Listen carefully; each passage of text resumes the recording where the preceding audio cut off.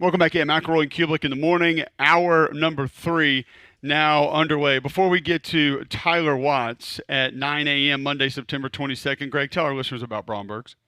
Well, Bromberg's been my go-to for a very long time. I always appreciate the second I walk in the door and see those smiling faces that always have me pointed in the right direction. I just love the experience every single time I walk in and buy something that could be in my family for multiple generations. We got some birthdays coming up. I already know where I'm going, heading straight to Bromberg's.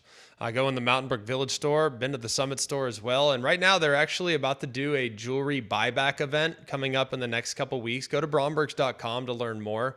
But on the 7th and the 8th of October, you can go and participate. You can sell your diamonds, jewelry, watches, even silver flatware for immediate payment, or you can get 120% off or 120% of your offer in Bromberg store credits. You can get a 20% bonus if you trade it in for something new and nice. There's a reason why they've been around for 190 years. Go and check out the very best that we have in the Birmingham area to purchase fine jewelry. So go see Bromberg's in Mountain Brook Village and at the Summit. You can also check them out online at brombergs.com.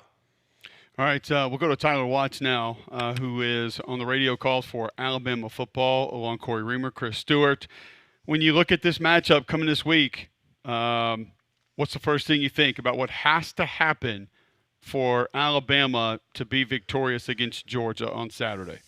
I think you got to be physical up front. That's really just kind of where it starts. Are you able to hold up on the offensive line, or are you able to hold your own on the defensive front and keep Georgia from pushing you around? I just think after watching the Georgia-Tennessee game that you got to win the line of scrimmage in this ball game.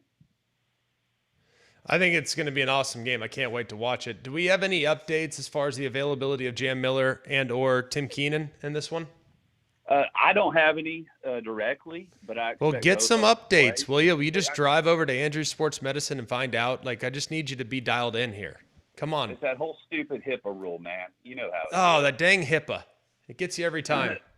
Look, I've seen Tim Keenan. He was walking around without a boot. I fully anticipate him being able to go. I think Jam Miller he wanted to be out there versus Wisconsin, but they held him out, for an extra 2 weeks. So I fully anticipate both those guys being ready to go. The kind of one that I'm wanting to make sure that is 100% or close to it is LT Overton. Kind of got dinged up late in the Wisconsin game, kind of got his shoulder rolled around. So, look, man, you got to have all hands on deck in a game like this, especially with your experienced players. I don't think there's any doubt. And you look at this offense, there are a lot of people, Tyler, that are going to say, like you said, control the line of scrimmage, but the run game and variations around it. I feel like Ty Simpson's done a nice job of doing more of what the defense is giving or where the favorable matchups are and going through the air.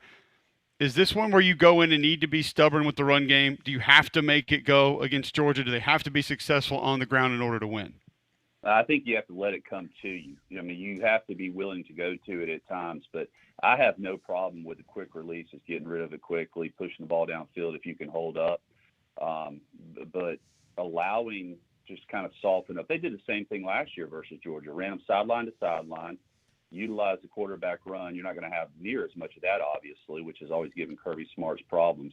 But I think that you can be creative in how you incorporate your wide receivers in the running game to really give some different looks and stress this defensive front. I don't know you necessarily just want to be bullheaded and run right at them 50 times like we used to do back when football was real in the 90s. But, you have to be creative in what you're doing and just apply pressure every which way that you can. Tennessee had a lot of success pushing the ball down the field because they had time at getting rid of the football quickly.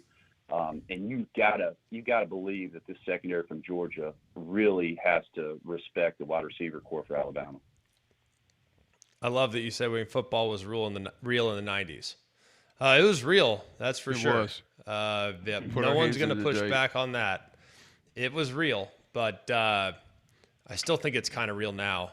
Not really that fake now, but I digress. Do you feel pretty confident in this offensive line being able to hold up in protection? Because that to me is still a bit of a concern. I look at Georgia and the quote-unquote lack of a pass rush. I still know it's Georgia. I still know that they're going to have guys that can win. And if these tackles don't play well, that's a problem. So do you think that the offensive line's in good enough shape to be able to hold up against a pass rush that's probably eager to prove that there hasn't been some significant drop off?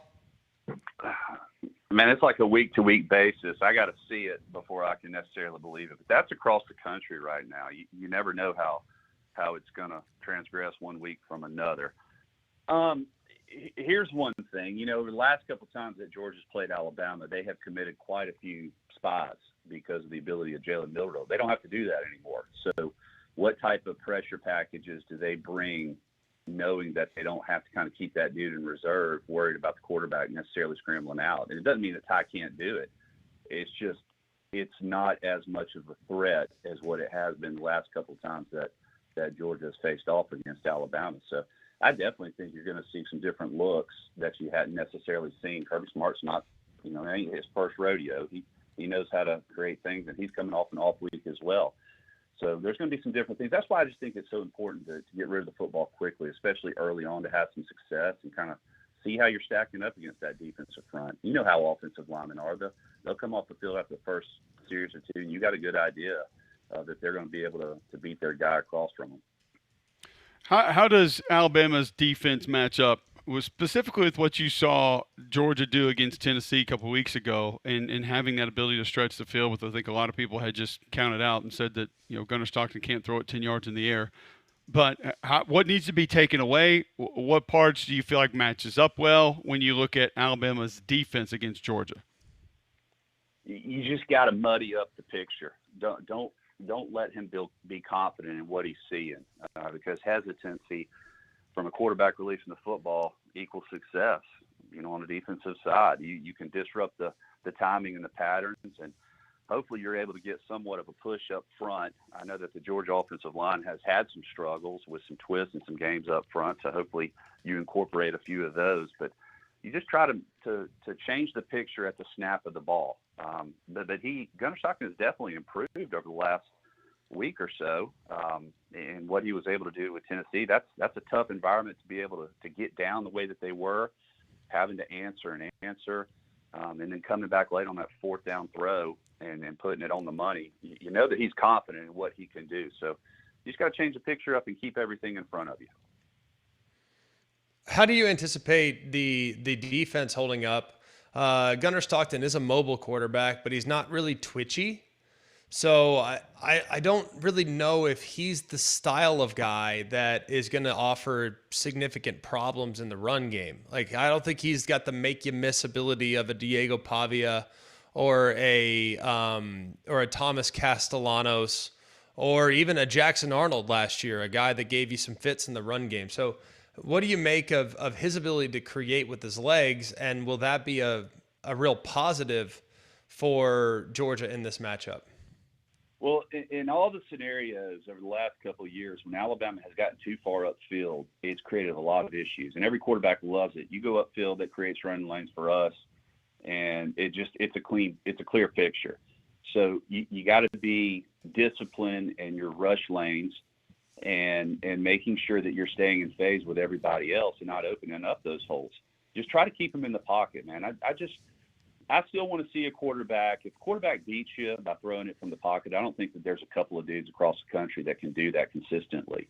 You even saw Oklahoma's quarterback last weekend, who had been, incredible all year long. But Auburn did a great job of keeping him kind of contained and keeping him backpedaling, and he didn't have near the success he had against his previous opponents. So I think that's kind of where it starts. Don't make it easy for the quarterback to incorporate his legs by opening up those run lanes, and just make him read the defense, make him throw accurate balls. It's a lot more challenging than I think a lot of people realize. Yeah, I don't think there's any doubt. Tyler, great stuff, man. Appreciate the time. Good catching up. Enjoy Athens this weekend, and we'll catch up next week. We're going to do it. Hey, we got Homewood Mountain Brook this Friday night, so it is on. Let the betting we're begin. Aware. Yeah, we are aware. We're a part of it. We've talked about it. We'll hit it more during the week for sure. So, Greg's seventh home away from home, the town that he grew up in. He's my adopted home. Yeah, 12th adopted home. So, Angelina Jolie my adopted home. Yeah, there it is. You don't Thanks, choose Tyler. where you're from. You choose where you live, and I've chosen where I live.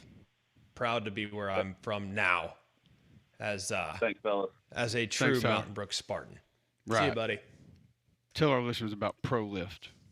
Oh, ProLift Garage Doors have done a great job for our community, and very much appreciate knowing that you don't often think about your garage door issues until they come up. So I've noticed already sometimes with my garage door since ProLift's come on board with us, like it's just slow opening. Like there's delays. It's kind of frustrating. It's kind of noisy. Get them out. I'm gonna get them out. Have it take a peek at it. I don't pay for the service call. I just pay for the work they perform, and I love that. I love companies that operate that way. Just give me peace of mind knowing that I'm not gonna have to pay for it unless it's necessary. And I know Mike will do a great job here locally. They work on all brands of garage doors. So you can get them out, and you think ProLift, that's not a garage door brand, that's a garage door service company. So they can work on all types. They can do new installations, they can repair, they can do preventative maintenance, they can do all those things. And they also have a location in Baldwin County. So for those of you that are listening us down in the Mobile area, the Fairhope area, they can help you out down there as well. Call Jeffrey in Baldwin County at 251 210 2300. You can call Mike here locally at 205 931 5927. But I highly recommend, because it's hard to keep track of numbers, just go online to proliftdoors.com. That's proliftdoors.com. ProLift Garage Doors, lifting your expectations. All right, when we come back, there are a couple of games around the league we have not hit just yet. Need to get to those, need to talk about them. Obviously, a big win for Missouri that was impressive in a couple of different ways. We'll talk about that one. Did we learn anything from LSU, Texas, Tennessee? Vanderbilt makes history over the weekend. We'll tell you how next on Jocks.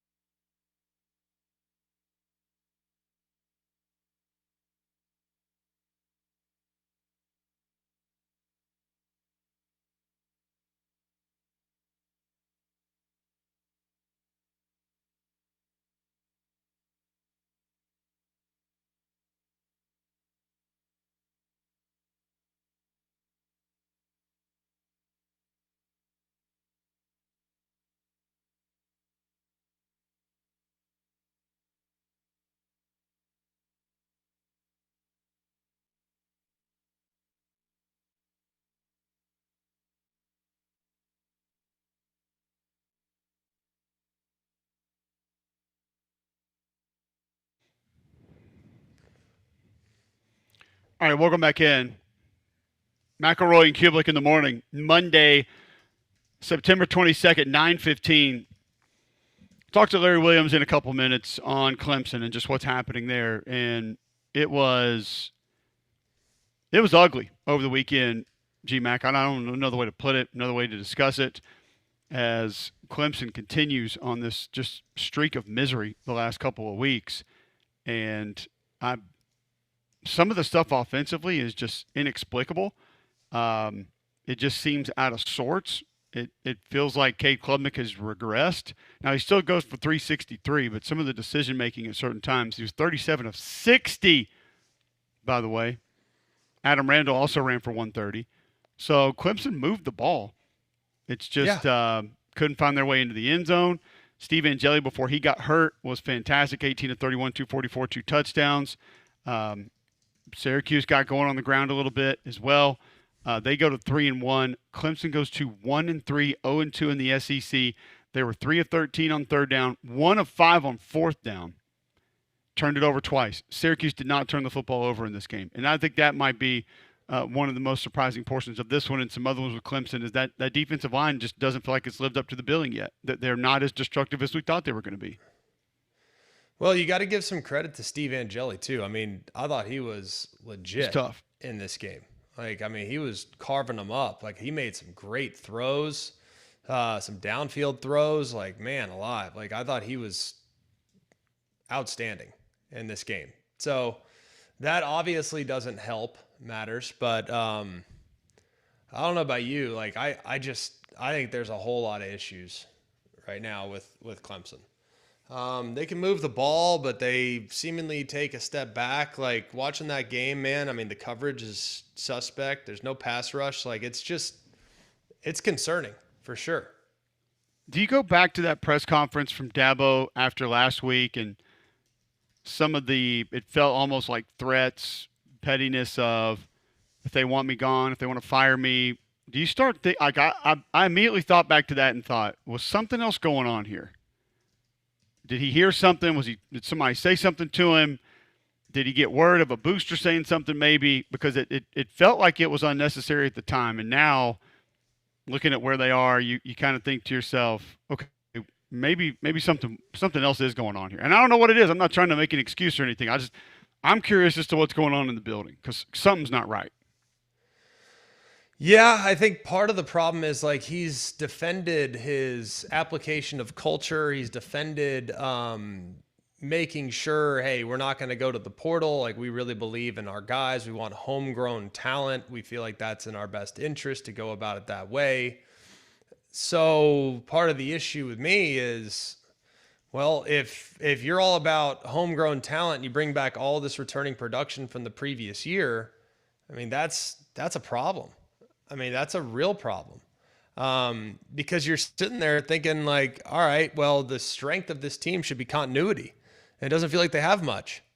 You know what I mean? That's concerning. So I feel like Dabo at that moment was kind of defending his process, and it probably needs defending at this point because they've played against several teams that have relied heavily on the portal, Syracuse being one, LSU being another. And those teams just went out there and just physically beat them without homegrown talent. So I think it is concerning. All right, Larry Williams covers the Clemson Tigers, and he joins us now on the Higginbotham Hotline.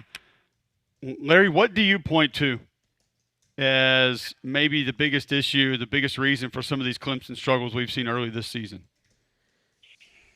Well, I think you would have to start with Cade Klubnik. I just see a lot of open receivers that he's not seeing. He's staring down receivers, which creates a lot of problems. It's kind of like a gift to a defense because they can get breaks on the ball. They can tip balls at the line of scrimmage. But it's hard to pin it on anything on the offensive side of the ball exclusively when you have a defense get absolutely shredded like Clemson's defense did against Syracuse on Saturday. So it's all around. And I don't want to be unfair to Cade Klubnik, but if you want to say that everything sort of trickled down from his struggles, I could maybe buy that because I think it started early against LSU when he had kind of a deer in headlights look. Maybe Garrett Riley, the offensive coordinator, got flustered from that, and maybe everybody was like, "Oh crap!" at that point, just knowing that this wasn't, that this is the Cade of a couple of years ago, not a year ago, and not the one they expected to see. But overall, I mean, it's all on the head coach. I think. I think he's taken responsibility for that. They got big problems. I don't think there's any doubt about that right now. I think it could be systemic, structural, whatever, because they look like a team that has tuned their coach out, and that is shocking to say because anybody who is even, on a surface level familiar with the way Dabo Swinney's teams usually play is they play hard and they play their asses off, and that just isn't what I'm seeing. It's kind of crazy when you think about it, and I have a hard time understanding. I think the offense has been disappointing. I don't think Cade Klubnik's played well. I think there's some deer in the headlights moments when I watch him. But to me, it's more shocking to see the challenges they've had defensively. I thought that was going to be a top-tier unit. I actually think some of the departures off last year's team would be backfilled with better personnel, particularly at linebacker, for example, and it just hasn't materialized. The secondary's been torched a couple times. Like, what's going on that side of the ball? The pass rush's been non-factor so far. Like, what's going on there? Greg, yesterday I turned on the Auburn-Oklahoma game, which you called, and it was startling almost to see just the difference in the physical, violent nature, both of those teams, both of those defenses compared to Clemson, which is, like I said, is what we're used to seeing from them. I don't know if it started up front where you had two millionaires in TJ Parker and Peter Woods who maybe got too impressed with themselves during the off season, maybe took their eye off the ball a little bit, and it trickled from there. But I mean, we're talking fundamental issues, as you said, at all three levels. I mean, Syracuse, of all people, I don't want to take anything away from them. Fran Brown is doing an amazing job. But they came in they hadn't been able to run the ball. And, they came in, they had a clear motive to, hey, we're going to take the ball and we're going to shove it down their throats in the opening drive. And that's what they did. They ran the ball. They gashed them. And so this feels like a program, and I don't want to overreact here, but it just, the look and feel of it, it feels like the program has lost its spirit. And I just think you see that across the board, really. Yeah, it's tough to imagine with that much talent, those bodies that had so much in front of them as far as the NFL draft and maybe what they were going to be, what this team could be. What did you make of Dabo postgame last week, Larry? Referencing if they want to get rid of me and what they've done, under him and his tenure there, and he's just getting started coaching. I didn't think I mean, we all thought it was a little bit odd then, but I look back on it now and really begin to wonder the why of doing that when he did and what he actually said. You're referring to the one Tuesday, right? Maybe it was Tuesday, whenever he said, hey, I'm 55, I'm just starting, and if they want to get rid of me, they can get rid of me. We've won the league however many times. Yeah, that one. Yeah, that was his formal Tuesday press conference. It was calculated for sure. That's been part of his script at various times over the years. The most recent time before last week was the week of the Notre Dame game 2 years ago when the world was ending and everything felt like it was falling apart. They had lost back-to-back games at Miami, at NC State, and that was the Tyler from Spartanburg week. And I'm not saying that Dabo orchestrated Tyler from Spartanburg. He did not do that, but he was ready to go on a heater that week. That's when he went on a similar rant. I just think he does that to stick up for his program when it's down.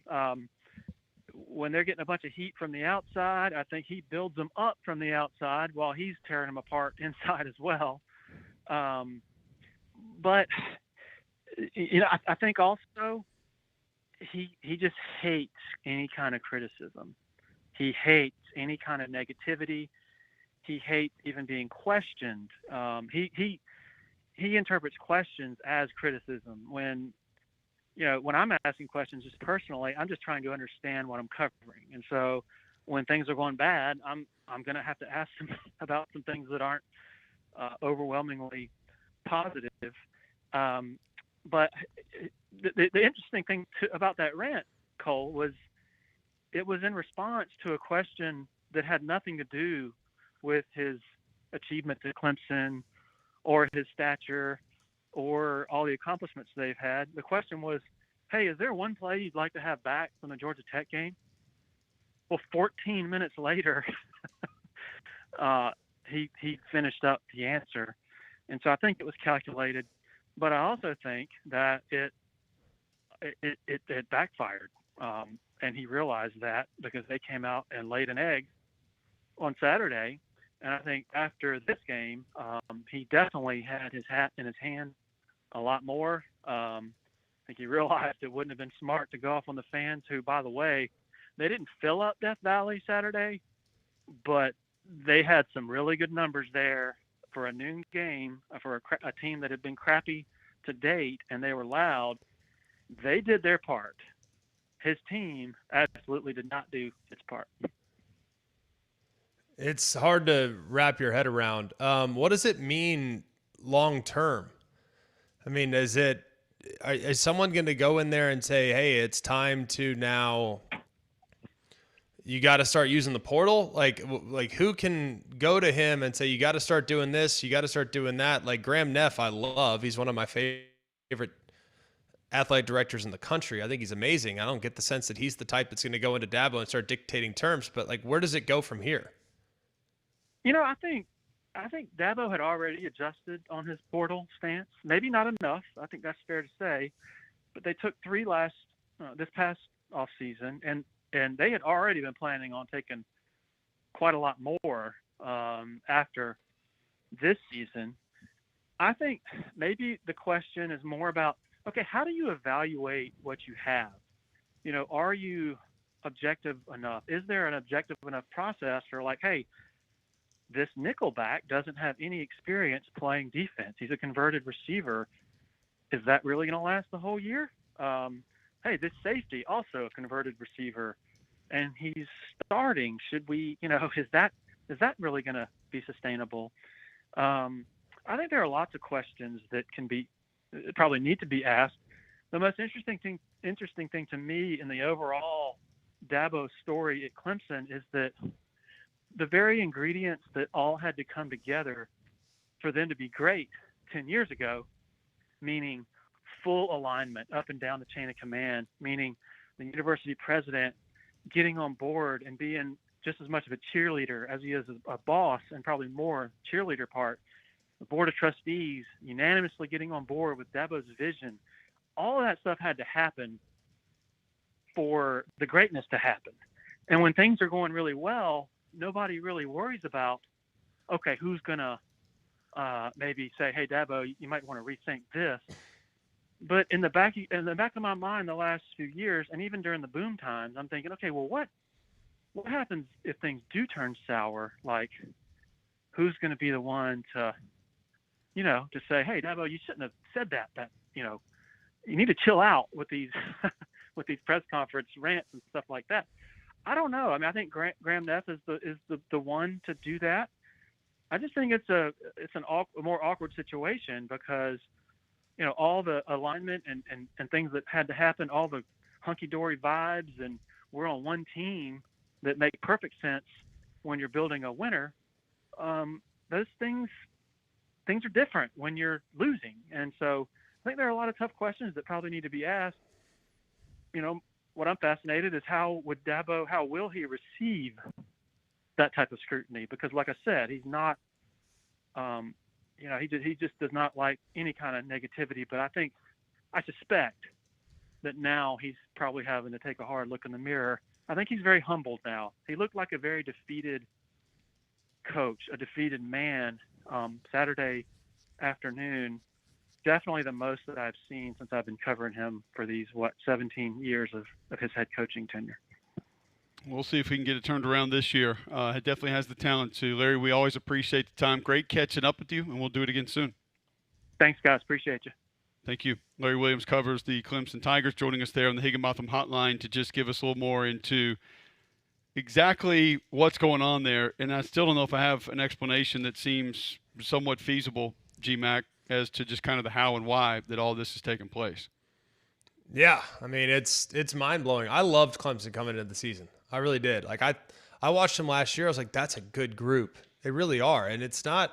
I don't really pay that close attention to like returning production. I really don't, because sometimes returning production can be very misleading. I don't know about you, Cole. Like we've adjusted, we've adapted. It's a different time. Returning production is a valuable asset when you take into account the type of production that's returning. Is it high quality? And the quality that was coming back on Clemson's roster amongst their receiver core, at their quarterback position, along their defensive line, some of the pieces that they have at linebacker, like the returning production was like high level quality. Like I watched them last year against a great Texas team, man, and they had chances to win that game on the road in the playoff. Like that was a good football team. And it's not like these guys forgot how to play football. I don't know what happened. Like he said a second ago, like, are they reading their press clippings? I don't know, but it's stark when contrasting what they were last year to what they are this year. 100%. All right, we'll continue that conversation. A few more. First, I'll tell you about Game Day Men's Health. If you're feeling on edge, if you're lacking sleep, lacking energy, Game Day Men's Health wants to help you today. Here's how they can do it. Go to GameDayMen'sHealth.com, set up a free consultation. You get the free PSA test, free testosterone test. They let you know where your health is. They present the options that they have that could help you. Then you save 10% on any of those options by mentioning you heard about them on Mac and Cube in the morning. They can help you with weight loss, testosterone replacement. They've got the peptides in stock now that your body discontinues providing over time. They can get you set with all of those and get you feeling better, get you back to feeling like new. GameDayMen'sHealth.com, holistic approach to health and wellness. Go check them out today, GameDayMen'sHealth.com. That office in Trustville is open now. Minimal upfront cost from the programs they offer, GameDayMen'sHealth.com. All right, a couple of in-state scores later in the show, bad box score of the day. All that and more next on Jocks.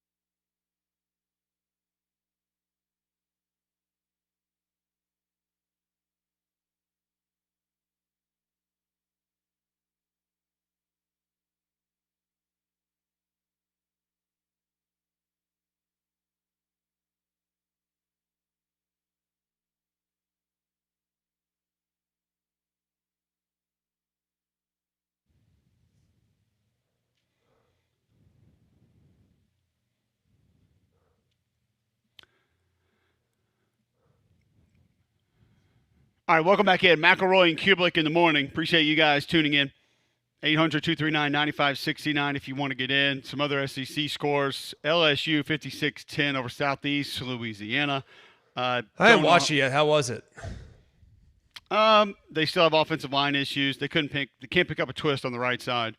Well, that's good. Got them multiple times, and still just not as much dedication to the run game as they need. I don't think they even up the formations enough. When they do, they run it well, and it goes. And then they go back shotgun offset. I think there's some back and forth with Nussmeier wanting to go a little bit faster, feel more comfortable there, them not wanting to go tempo. But the defense is legit, man. Like, the defense just really good. Oh, it's real. A couple guys banged up. They got to get them healthy, but they got playmakers on the perimeter. They have, now you're going to be down your backup center for the first half of this game this week too, because on a returned field goal attempt, he got a targeting, which is just complete oddball that happened in this game and will affect your game this week. But because your starting center's been dinged up. Now you lose your swing guard, who's your backup center, who's also taking reps at right tackle. It's not the best idea for the first half of that game, but nonetheless, here we are. But they're fine. I don't think they're going to get to where we think they can go or we want them to go offensively. I think they just are what they are. They're just going to call plays, and that's what I think they do more of. And the defense is going to keep them in every game. They just are. They're that good. I think Halsley is I think he might be the best player on their team. I love that guy. He's just a football player. Like, everything. He's a great football player. Everything that he does. He reminds me of that kid at Clemson a couple years ago. What was his name? He was like a nickel safety. I think he was 13 too. Kayvon Wallace that Clemson had a couple years ago. Like, not big enough to be a real NFL guy. Not super fast, but like when you put the film on, he's up there making tackles. He's knocking balls down. He's taking on blocks, and he's too small to be doing that. Like, he just does everything well. There's nothing he doesn't do well. And there's so much buy-in on the defense right now. So many guys that just don't care if they make the play. They want to open it up for somebody else, and they're fun to watch on that side of the ball. Offense still has a way to go. Ole Miss takes out Tulane 45-10. Conversation with this one, Greg, going to be, what are you doing at quarterback? Because Trinidad looked great, and Austin Simmons didn't have to play. And you get a little bit more run threat. You get a guy who I think is just more comfortable manipulating the fakes, throwing on the run, just playing I don't want to call it backyard ball because it's more organized than that, but he has that capability to just ad lib or flip the ball here or be on the run and do this. And he's just different, man. Like, I think Austin Simmons throwing the football, yes, he's totally different. But Trinidad can, like, flip it up and over guys on some shorter stuff, and he's really accurate on the run, and he gives you a run dynamic. I love what they did with the tight end in this game. You put him in the backfield, put him at H, put him at Y, you split him, you motion him, like all pop passes. Like, that's going to be what they do when Trinidad is in there. They're going to use these weird personnel groupings, and they're going to have quarterback run off of everything. And then when you start keying in on that, he's going to be able to flip it out real quick to some different directions. So I don't know where they go. I don't know what Lane's going to do with this deal. It's going to be interesting to watch, and you got that one this weekend, so that's going to be cool. Yeah, I'm looking forward to it. Tennessee takes out UAB 56-24. UAB offensively couldn't really get a lot going. Struggled some in coverage down the field. Consistent pass rush not really there. And tough when UAB goes to 2-2. Tennessee goes to 3-1. Vanderbilt put 70 on Georgia State. 70. I will say, Greg, I did not see this one coming. I did not like this. Just no. You think about what Vanderbilt's doing this year. Historically, it is different. They scored 30 or more points in each of their first 4 games. Last time that happened was never 1941. Try 1916. Oh, wow. 1960. 70. Wow. Okay. 70 points in a game. The last time they had that many points in a game was? That would have been 1903. 1899. 1918 when they beat blank 76-0. Swanee. Oh. No, it was No, yeah, Sewanee. nobody put 76 on 1918 No, Swanee. We know that better was than Yale. They were Never. munching back then. Like that wasn't happening. Yes. Like Confirm. no, not happening. That was your Tennessee Volunteers, Damian, 76-0 in 1918. well, I'm Ole Miss now, but last year I would have been frustrated. Well, some things never change. Can't be disciple and jump off, but okay. But they're doing historic things, man. And I'm going to tell you, like, it was this balance of a performance offensively of I've seen. Like, it was not relying on quarterback run.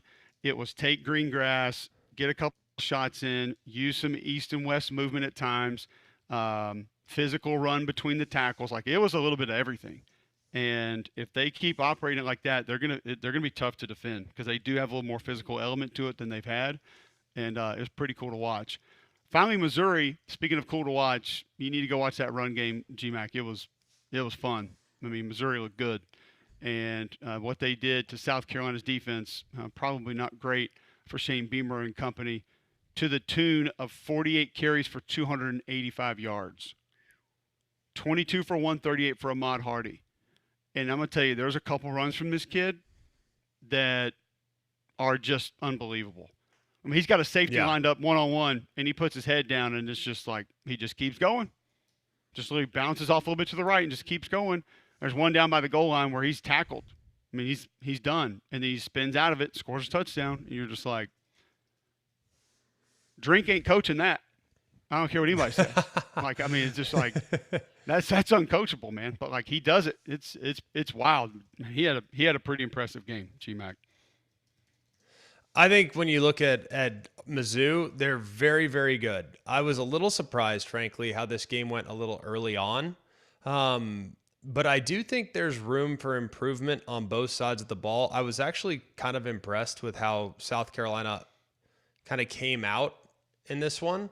But the way Mizzou settled in and got things going a little bit, I buzzed it and blitzed it. I probably need to go and do a slightly deeper dive. I was just curious. I didn't get to watch any of it. So I probably need to do kind of a slightly deeper dive, and that hopefully will be helpful. But I'll be able to give you a little more when I look at this a little later this afternoon. Here's the thing, though. I agree with you. And the hard part is when you look at some of the numbers, you would think Missouri just dominated this game. They didn't dominate the first half. But one thing that's cool about Mizzou is they stick with their plan, maybe as well as any team I've seen this year. Like, they do not venture away from their plan. And I'm telling you guys, man, Kirby Moore's so much better than anybody knows. Not you, Greg, but like nobody knows how good this dude is calling plays. They set things up for so much later in the game, and there's so many things that are intentional that they do. My wife loves that word. She loves intentional. And maybe that's what Florida needs to hear offensively. Is like, what are you doing that's intentional that might not work now, but there's going to be a lot off of it later? And that's kind of what I don't see any of with Florida, and I see a ton of with Missouri. And the other thing that I loved in this game, you're going to think this is really stupid, Bo Perbula throwing the ball away. Plain and simple. Like, he knew when to say enough is enough, just throw it away. Live to fight another day. And that saved them from 3rd and 18s and 2nd and 14s and 3rd and 19s and 2nd and 22s because he's not playing hero ball.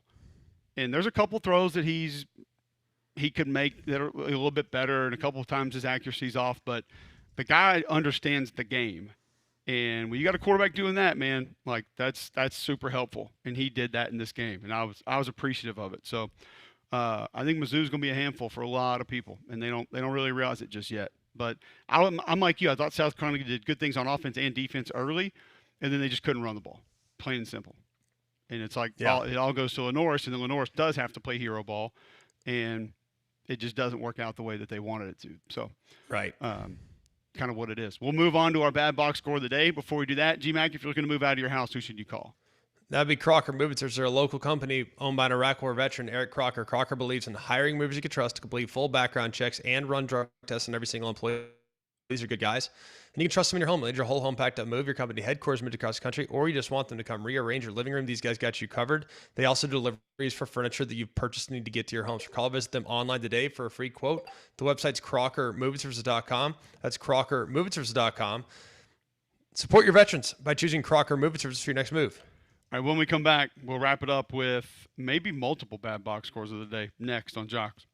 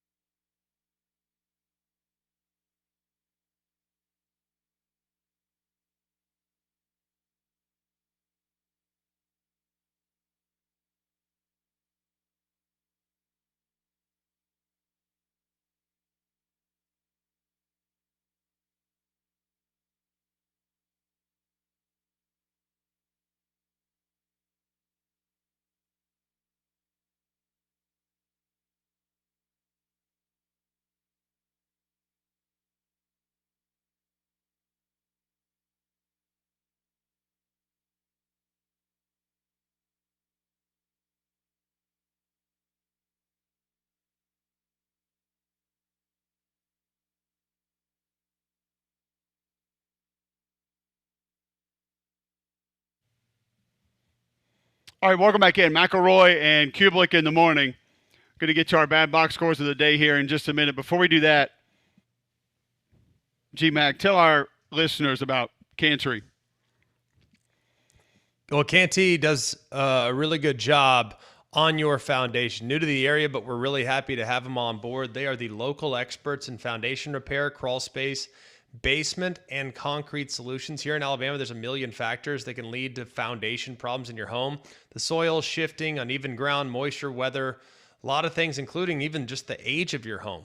So if you're noticing uneven or sagging floors, it kind of feels like the house is sloping. If you're noticing some cracks around windows, if you're noticing cracks on the walls or in the floors, gaps that might be between their crown molding and the baseboards, these are things that might indicate an issue with your foundation. And Canty Foundation Specialists, they offer free inspections and estimates so homeowners know exactly what's going on under their house, and their work is backed by a lifetime transferable warranty. Call them today at 205-509-3991 or go online to Canty Can Fix It, CANTEY, canfixit.com. That's cantycanfixit.com. All right, let's roll into our bad box score of the day. Personal foul, 69, offense. He was giving them the business. Intentional grounding, offense number 7. It's a 10-yard penalty. I'm talking to America here, excuse me. That's the game.